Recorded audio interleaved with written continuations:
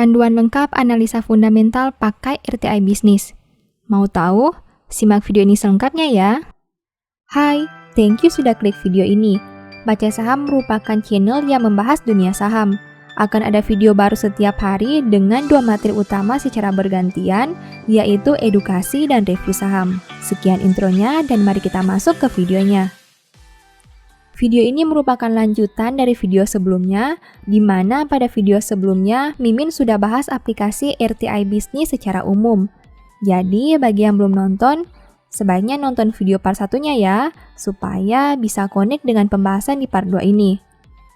Nah, sekarang saya mau bahas lebih spesifik, di mana pembahasan lebih diarahkan pada aspek fundamental perusahaan. Tujuannya agar kita bisa analisa secara mandiri dan punya pendirian dalam memilih saham. Selanjutnya kita masuk ke dalam menu khusus. Jika ingin melihat data secara spesifik, klik icon pembesar di kanan atas, kemudian ketik nama sahamnya, contohnya BBCA. Kemudian nanti akan muncul tampilan baru dengan berbagai menu seperti ini. Nah, sekarang saya mau jelaskan setiap menu secara singkat dan jelas. Menu pertama, Overview. Menu ini menampilkan aktivitas saham secara umum, seperti grafik harga yang ditampilkan, di mana ada 1 hari, 1 minggu, 3 bulan, dan sebagainya.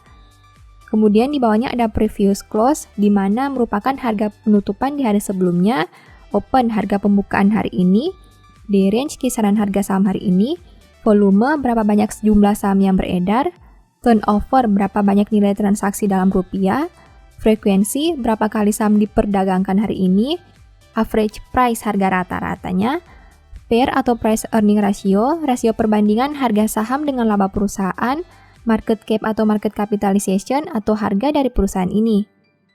Jika di scroll ke bawah, ada market depth, di mana kita bisa melihat tampilan seperti yang ada di aplikasi online trading. Bid untuk harga beli, sedangkan AS untuk harga jual. Intinya, jika kita hanya ingin tahu pergerakan saham BBCA secara umum, kita bisa lihat di menu ini. Kedua, kita masuk dalam menu Analytics. Pada menu ini, kita akan melihat pergerakan saham BBCA dengan lebih detail. Sama pada menu umum, di sini juga terdapat kolom price diary atau kalender yang menampilkan kapan saham BBCA naik atau turun. Hijau saham naik, merah saham turun, kuning saham yang tidak mengalami perubahan harga jika dibandingkan hari sebelumnya, dan pink hari libur bursa. Di bawahnya ada price performance atau kinerja harga saham BBCA dalam beberapa periode. Misalnya kita ambil contoh YTD atau year to date, dari tanggal 1 Januari sampai video ini dibuat, saham ini sudah mengalami penurunan 8,79%. Atau dalam 5 tahun, saham ini sudah mengalami kenaikan sebanyak 136,14%. Kemudian di bawahnya ada informasi tentang rentang harganya dalam beberapa periode. Misalnya kita lihat contoh dalam 1 tahun, harganya berkisaran di angka 26.950 sampai 36.900. Kemudian di bawahnya ada data investor chart. Data ini menampilkan informasi aktivitas jual beli investor lokal dan investor asing. Siapa yang lebih banyak jual dan siapa yang lebih banyak beli. F untuk foreign yang adalah investor asing, dan D atau domestik yang adalah investor lokal. Jika di scroll ke bawah lagi, ada informasi nama sekuritas mana yang beli dan jual saham BBCA, dari yang paling banyak beli dan yang paling banyak jual. Selanjutnya, kita masuk ke dalam menu Financial. Kalau 2 menu sebelumnya kita berbicara tentang harga saham, di menu Financial kita akan berbicara tentang laporan keuangan.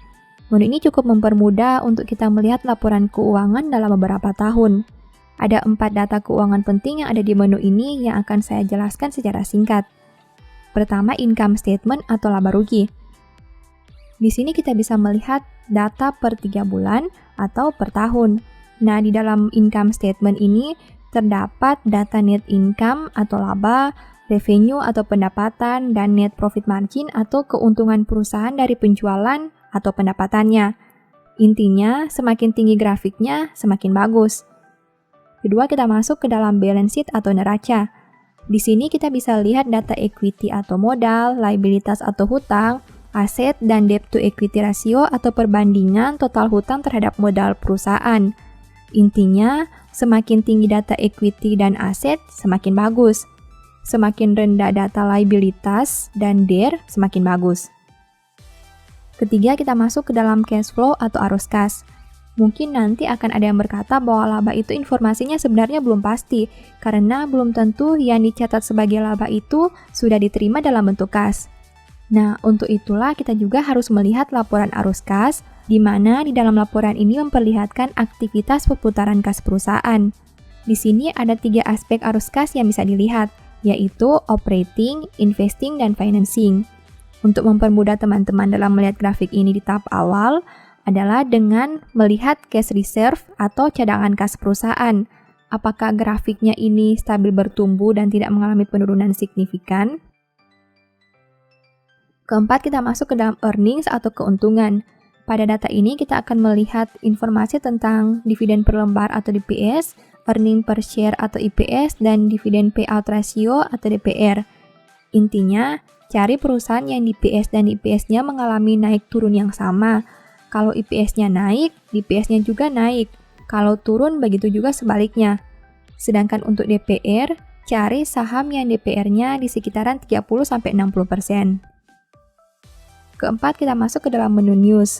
Seperti namanya, di sini kita bisa lihat berbagai berita yang berhubungan dengan saham tertentu.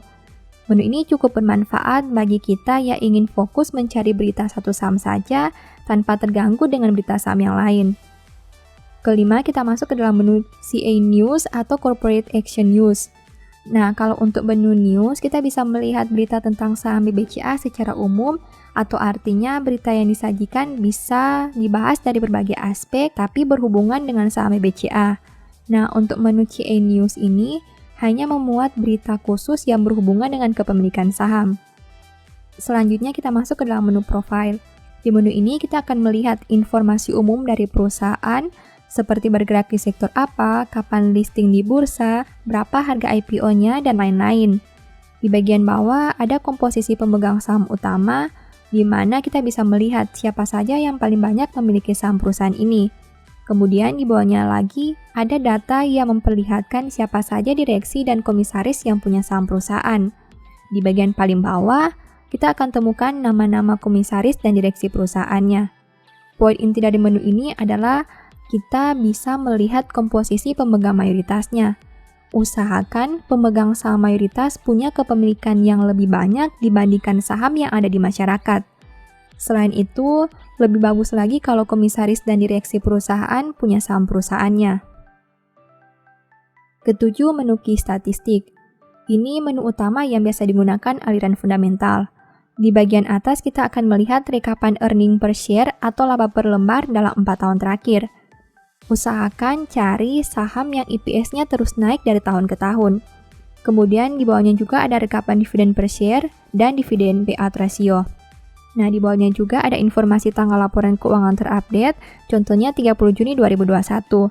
Di bawahnya juga ada data fundamental yang berisi tentang penjualan, aset, hutang, modal, perputaran kas, laba operasional, dan laba bersih perusahaan.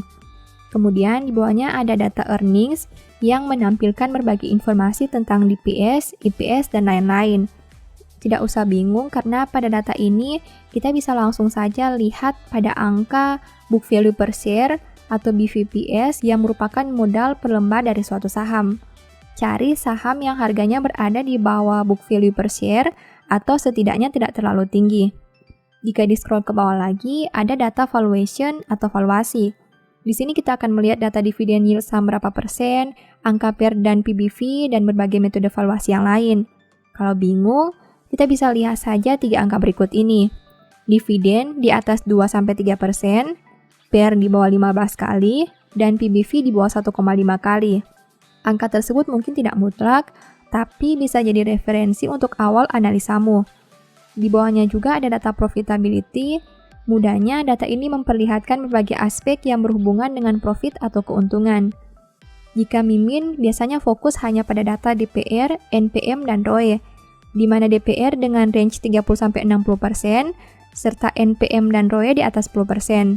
Sekali lagi, ini bukan angka mutlak ya, tapi setidaknya bisa membantu kita di awal analisa. Di bagian paling bawah juga ada liquidity. Di sini kita bisa lihat beberapa rasio yang berhubungan dengan likuiditas dan hutang. Supaya tidak bingung, saya biasanya hanya melihat rasio DER dan cash ratio. Untuk DER bisa dikatakan bagus jika di bawah 100%, sedangkan untuk cash ratio semakin tinggi semakin bagus dengan maksimal angka di sekitar 50%. Kedelapan, menu Corp Action. Menu ini berhubungan dengan seluruh corporate action yang dilakukan perusahaan. Kalau kita mau lihat informasi terkait dividen, stock split, RUPS, disinilah tempatnya. Untuk dividen, kita bisa lihat tanggal pembagian dan jumlah dividen per share. Untuk stock split, kita bisa lihat tanggal stock split dan rasio stock splitnya. Karena BBCA belum melakukan stock split sampai video ini dibuat, saya mengambil contoh saham SIDO, di mana kita bisa melihat SIDO pernah melakukan stock split 1:2 pada tanggal 11 September 2020. Sedangkan untuk RUPS berisi informasi jadwal dan tempat yang akan dilakukan RUPS.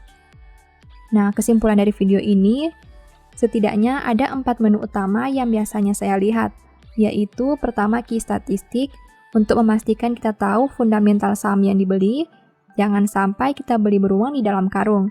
Kedua, menu profile, untuk memastikan kita tahu siapa pemegang saham mayoritas dan direksi perusahaan, karena ada pepatah yang mengatakan, tak kenal maka tak sayang. Untuk menu finansial, untuk melihat masa lalu perusahaan yang kita beli seperti apa. Apakah kinerjanya bertumbuh di situ-situ saja atau malah menurun. Keempat, menu analytics untuk memastikan bahwa saham yang kita beli itu hidup dan tidak diam di harga yang sama. Pembahasan sudah selesai.